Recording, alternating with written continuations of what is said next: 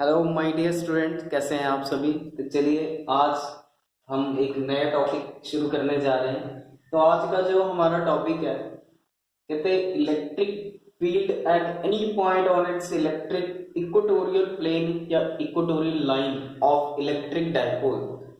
Means electric dipole के equatorial plane या equatorial line के किसी भी पॉइंट के ऊपर इलेक्ट्रिक फील्ड कितनी होगी वो हमने फाइंड आउट करनी है। तो ध्यान से देखिए, सबसे पहले तो यहाँ पे इक्वेटोरियल प्लेन या फिर इक्वेटोरियल लाइन के बारे में आपको बताना चाहिए। ठीक है, तो यहाँ पे देखिए मेरे पास एक इलेक्ट्रिक डायपोल है, पॉजिटिव और नेगेटिव चार्ज मैंने ले लिया। ठीक है, उनके बीच का डिस्टेंस आपको पता ही है, मैंने पहले ही बता चुका हूँ मैं इसके बारे में। तो यहाँ पे देखिए इस इलेक्ट्रिक डायपोल का जो सेंटर है वो ये हमने इलेक्ट कर लिया, ये सेंटर उसका ओ पॉइंट हमने इसका ले लिया। अगर किसी इलेक्ट्रिक डायपोल के सेंटर से मैं कोई परपेंडिकुलर ड्रॉ करता हूं, ये मेरे पास एक परपेंडिकुलर है।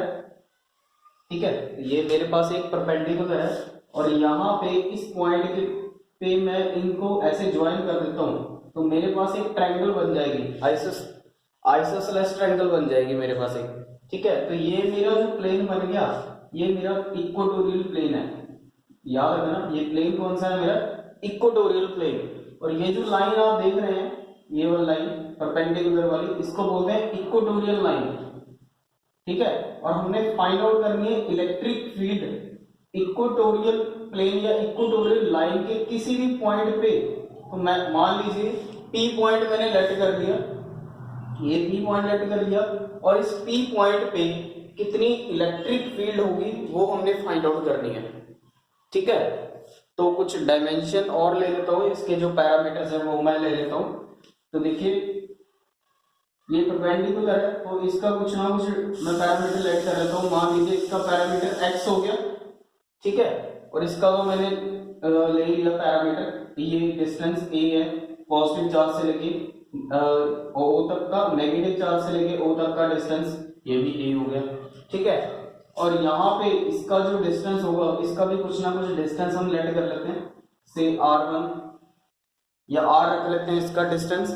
ठीक है, या और इसका जो डिस्टेंस कुछ ना कुछ इसका भी होगा, से r, दोनों का डिस्टेंस सेम है बिकॉज आइसोसेलेस ट्रायंगल है। ठीक है, तो इस पॉइंट P के ऊपर हमने इलेक्ट्रिक फील्ड फाइंड आउट करनी है, और यहाँ पे मैं इसको पॉइंट्स के नाम दे देता हूं। मान लो ये पॉइंट A हो गया और यहाँ पे मेरा पॉइंट B, मैंने इसको लेट कर लिया। ठीक है, तो यहाँ पे एंगल 90 डिग्री बन रहा है। तो देखिए यहाँ पे A और B पॉइंट्स जो हमने लिखे हैं, प्लस क्यू चार्ज और माइनस क्यू चार्ज, तो यहाँ पे भी कुछ ना कुछ एंगल बनेगा। तो मान लीजिए यहाँ पे एंगल से थीटा, अगर ये एंगल थीटा है तो ये भी एंगल थीटा होगा। ठीक है, दो एंगल हमारे पास आ गए थीटा। सो नाउ कहते हैं electric field at point P, electric field at point P due to plus Q charge. तो electric field at point P due to plus Q charge, plus Q charge के कारण point P पे electric field कितना होगा, और हमको पता है डायरेक्शन किस तरफ होगी इलेक्ट्रिक फील्ड की, ये डायरेक्शन इस तरफ होगी इलेक्ट्रिक फील्ड की, से इस तरफ। तो मान लीजिए यहाँ पे E या E1 लेट कर लीजिए यहाँ पे, या EA लिख लेते हैं हम यहाँ पे, क्योंकि A पॉइंट का है तो EA वेक्टर।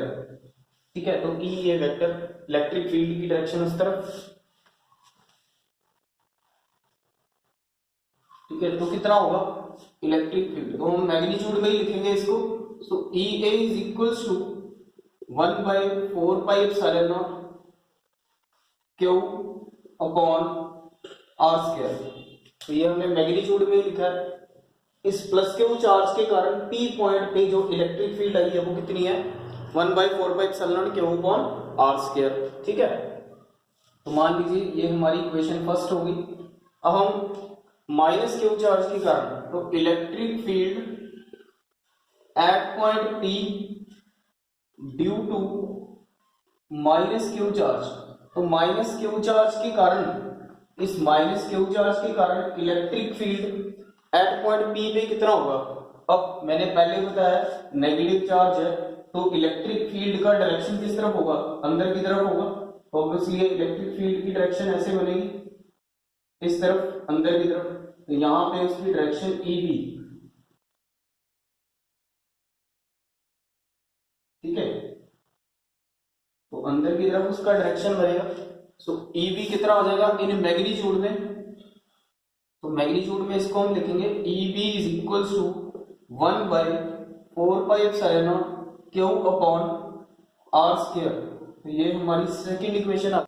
तो यहाँ पे देखिए पॉइंट ए और बी की जो इलेक्ट्रिक फील्ड आई है, ए के कारण पी पॉइंट की इलेक्ट्रिक फील्ड, बी के कारण पी पॉइंट की इलेक्ट्रिक फील्ड, दोनों की इलेक्ट्रिक फील्ड सेम आ रही है यहाँ पे, ठीक है। तो उसके बाद देखिए डायग्राम में थोड़ा सा कहते अगर हम इस पॉइंट से हम थोड़ा कंस्ट्रक्शन कर देते हैं, तो मान लीजिए मैं यहाँ पे इसको ऐसे कंस्ट्रक्शन कर रहा हूँ यहाँ पे, तो ध्यान से देखिए ये जो इलेक्ट्रिक फील्ड ई ए है, ये जो इलेक्ट्रिक फील्ड है ये यहाँ पे एक रिजल्टेंट बना रही है, यहाँ पे एक रिजल्टेंट बना रही है। ये रिजल्टेंट इलेक्ट्रिक फील्ड बन रही है इसका और इसका, ठीक है। और ये वाला भी इलेक्ट्रिक फील्ड जो है ये भी रिजल्टेंट बन रहा है इस डायरेक्शन का और इस डायरेक्शन का। तो अगर यहाँ पे एंगल थीटा बन रहा है, अगर यहाँ पे एंगल थीटा है तो ऑब्वियसली ये एंगल भी कितना होगा, थीटा होगा, ठीक है। अगर ये एंगल थीटा बन रहा है तो ये एंगल भी थीटा होगा। अगर ये वाला एंगल थीटा है तो ये एंगल भी थीटा होगा। ध्यान से देखिए अल्टरनेट एंगल है और ये वाले ये एंगल थीटा है तो ये एंगल थीटा बन जाएगा, ठीक है। तो जिसके कारण थीटा के कारण ये जो रिजल्टेंट इलेक्ट्रिक फील्ड है, थीटा के कारण एंगल के कारण ये जो इलेक्ट्रिक फील्ड है ये दो कंपोनेंट्स में डिवाइड हो जाएगी, दो कंपोनेंट्स में डिवाइड होगी। इस तरफ ई ए कॉस थीटा और इस तरफ, तो देखिए यहाँ पे ई ए जो है वो रिजल्टेंट इलेक्ट्रिक फील्ड है इन दोनों का, ई ए कॉस थीटा ई ए साइन थीटा, दोनों का रिजल्टेंट इलेक्ट्रिक फील्ड कितना है ई ए। सेम एज इट इज यहाँ पे भी होगा, ई बी जो है ई बी ये भी रिजल्टेंट इलेक्ट्रिक फील्ड है किसका, ये भी रिजल्टेंट इलेक्ट्रिक फील्ड है किसका, एक तो ये वाले पॉइंट का और एक ये वाले का। तो यहाँ पे जो इलेक्ट्रिक फील्ड होगा वो कितना होगा ई बी कॉस थीटा और यहाँ पे कितना होगा इस डायरेक्शन में ई बी साइन थीटा, ठीक है। क्योंकि ये वाला जो कंपोनेंट है यहाँ पे जो ई बी है वो ई बी इन दोनों का, इसका भी और इसका भी क्या है रिजल्टेंट इलेक्ट्रिक फील्ड है। तो उसके बाद देखिए यहाँ पे हमने P पॉइंट पे इलेक्ट्रिक फील्ड फाइंड आउट कर लिया था A पॉइंट के कारण, और B पॉइंट के कारण भी इलेक्ट्रिक फील्ड हमने पता कर लिया था P पॉइंट के ऊपर। A पॉइंट के कारण इलेक्ट्रिक फील्ड ये आया था, B पॉइंट के कारण इलेक्ट्रिक फील्ड ये आया था। मींस कहने का मतलब है प्लस क्यू चार्ज के कारण P पॉइंट पे इलेक्ट्रिक फील्ड ये था, माइनस क्यू चार्ज के कारण P पॉइंट पे इलेक्ट्रिक फील्ड इतना था हमारे पास। तो ध्यान से देखिए दोनों की इलेक्ट्रिक फील्ड सेम है, दोनों की इलेक्ट्रिक फील्ड जो है वो सेम आ रही है। तो इसका मतलब हम कह सकते हैं E A equals to E B is equals to E, क्योंकि सेम है दोनों की इलेक्ट्रिक फील्ड, तो हम दोनों की इलेक्ट्रिक फील्ड को ई के इक्वल रख सकते हैं, ठीक है। तो अगर ये दोनों आपस में इक्वल हैं, ये दोनों आपस में ई के बराबर आ सकती हैं, तो इसका मतलब तो मैं हमारे पास जो नेट इलेक्ट्रिक फील्ड होगा, टोटल जो इलेक्ट्रिक फील्ड होगा पी पॉइंट पे वो देख लेते हैं हम हमारे पास कितना आएगा। तो चलिए चेक कर लेते हैं। यहाँ पे भी हम देखिए यहाँ पे ई इलेक्ट्रिक फील्ड आ चुके हैं क्योंकि ये दोनों आपस में ई के बराबर है। तो अगर मैं यहाँ पे कुछ चेंज करूं डायग्राम में जो मैंने बताया आपको, तो यहाँ पे ई ए ये मैं खत्म कर देता हूं, सिंपल ई रख लेता हूं यहाँ पे, इसको भी चेंज कर दिया, इसको भी कर दिया। यहाँ तो मैग्नीट्यूड में ही ले रहे हैं सभी को, तो वेक्टर वगैरह एरो वगैरह सब कुछ हटा दिया मैं। तो यहाँ पे देखिए सभी की इलेक्ट्रिक फील्ड जो है वो हमने सेम रख ली, ठीक है।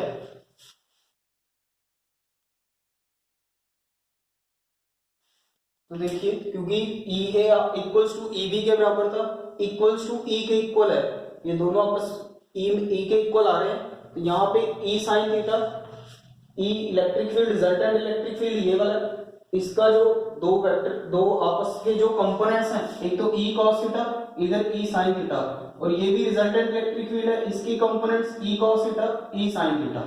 ठीक है, तो अब मेरे पास नेट इलेक्ट्रिक फील्ड जो होगा वो कितना होगा, तो ध्यान से देखिए, अगर P पॉइंट्स को मैं इक्विलिब्रियम में लूं, यानी कि इक्विलिब्रियम स्टेट की अगर मैं बात करूं यहाँ पे, तो E sin थीटा और E sin थीटा दोनों की डायरेक्शन जो है वो ऑपोजिट है, दोनों की जो डायरेक्शन है वो ऑपोजिट है। यहाँ पे देखिए E sin थीटा ऊपर की तरफ, E sin थीटा नीचे की तरफ, तो दोनों की डायरेक्शन क्या है, ऑपोजिट है। इक्विलिब्रियम स्टेट की मैं बात करूं तो दोनों आपस में कैंसिल हो जाएंगे, तो हमारे पास जो नेट इलेक्ट्रिक फील्ड होगा, net electric field at point P के ऊपर जो नेट इलेक्ट्रिक फील्ड होगा वो कितना होगा, so E net is equals to, तो यहां पे देखिए इस साइड E cos थीटा, इस साइड इसका भी इस साइड E cos थीटा है और इसका भी इस साइड E cos थीटा है, अलोंग हॉरिजॉन्टल दोनों तरफ E cos थीटा है, तो कितना हो जाएगा total electric field 2E cos theta, दोनों का समेशन हो जाएगा, दोनों का ऐड हो जाएगा, तो नेट इलेक्ट्रिक फील्ड हमारे पास कितना आ गया 2E cos थीटा के बराबर। ठीक है, तो समझ आ गया। यहाँ पे इस इक्वेशन को हम इक्वेशन नंबर 3 मान लेते हैं।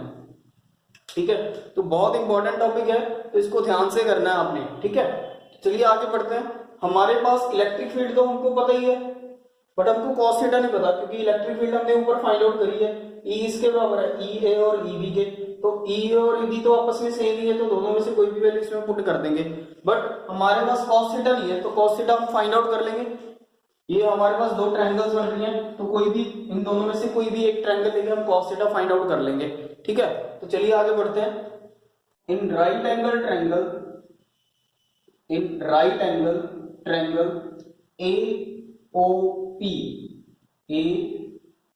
AOP, तो ये हमने राइट एंगल ट्रायंगल ले लिया, ये हम राइट एंगल ट्रायंगल ले रहे हैं यहाँ पे।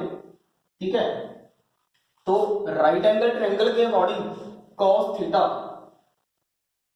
थीटा किसके बराबर होता है, cos theta is equals to base upon hypotenuse, ये हमारे पास बेस हो गया और ये क्या है हाइपोटेन्यूज है। ठीक है, तो a अपॉन r, तो cos थीटा की वैल्यू हमारे पास ये आ गई a अपॉन r। ठीक है, तो इसको इक्वेशन नंबर 4 ले लेते हैं हम। क्लियर, तो अभी यहाँ पे हम इसी राइट एंगल ट्रायंगल में अगर मैं पाइथागोरस अप्लाई करूं तो r या r स्क्वायर की वैल्यू मेरे पास आ जाएगी यहाँ पे। So now again in right angle triangle AOP, तो अगर मैं पाइथागोरस अप्लाई करूं तो ये कितना होगा, r square equals to x square plus a square, यही होगा r स्क्वायर की value. Hypotenuse is equals to perpendicular का स्क्वायर प्लस बेस का स्क्वायर, यही होती है पाइथागोरस थ्योरम। तो इसको इक्वेशन नंबर 5 ले लेते हैं।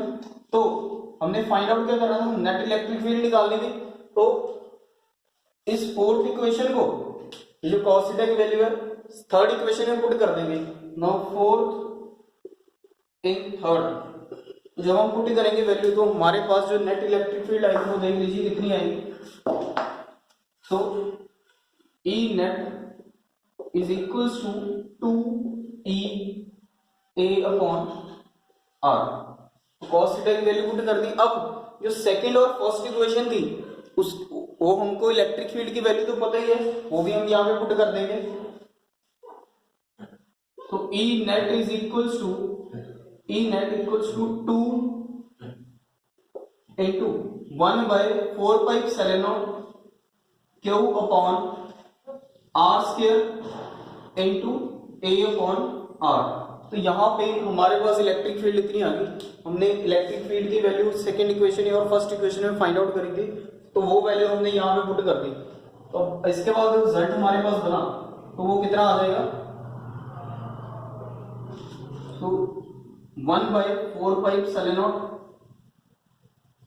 2Q upon 2QA upon R cube तो यहाँ पे आर स्क्वायर है और ये आर, तो वे सेम है, पावर ऐड हो जाएगी तो आर क्यूब हो जाएगा।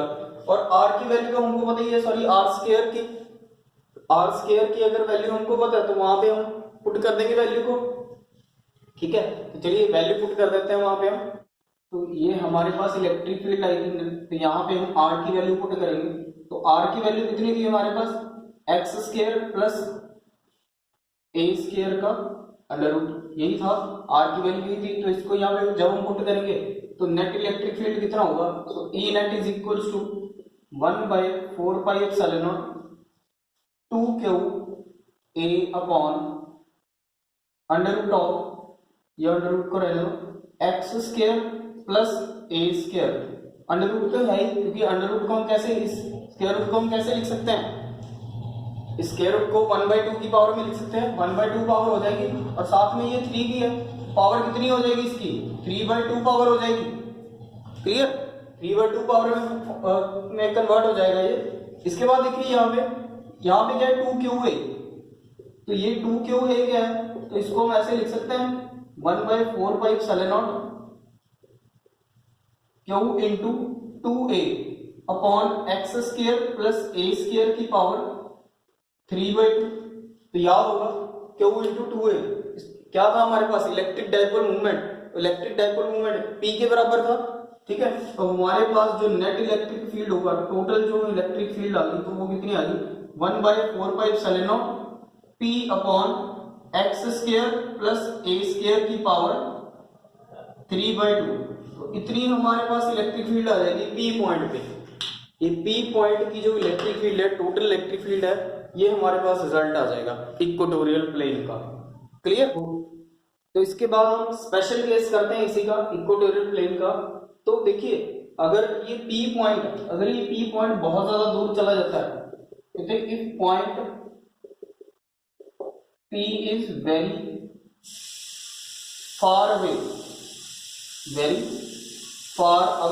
अगर ये पॉइंट p बहुत ज्यादा दूर चला जाता है तो इसका मतलब दैट इज x जो है, जो हमारा x है वो इंक्रीज हो जाएगा बहुत ज्यादा a से, x जो है बहुत ज्यादा इंक्रीज हो जाएगा a से। तो इसका मतलब neglect a square in comparison to X square. तो ए स्क्वायर क्या हो जाएगा, निगलेक्ट हो जाएगा एक्स स्क्वायर के कंपैरिजन। तो हमारे पास जो नेट इलेक्ट्रिक फील्ड आएगी, हमारे पास जो इलेक्ट्रिक फील्ड बचेगी वो कितनी आएगी, तो 1/4 pi epsilon not p upon, यहाँ पे ए स्क्वायर तो खत्म ही हो जाएगा, तो एक्स स्क्वायर की पावर कितनी है, एक्स स्क्वायर की पावर 3/2। तो यहाँ पे देखिए ये 2 पावर जो है इस 2 के साथ कैंसिल हो जाएगी, तो यहाँ पे कितना बचेगा, x की पावर कितनी आ गई हमारे पास, x की पावर 3 आ जाएगी। तो ये हमारे पास इलेक्ट्रिक फील्ड आ जाएगी स्पेशल केस की। तो ये कब होगा, जब p पॉइंट बहुत ज्यादा दूर चला जाएगा, x इंक्रीज हो जाएगा, a जो है वो निगलेक्ट हो जाएगा, दैट मींस a स्क्वायर की वैल्यू जो है वो निगलेक्ट हो जाएगी x स्क्वायर के कंपैरिजन। ठीक है, तो आज के लिए टॉपिक बस इतना ही। So I hope this will clear to you. Thank you so much.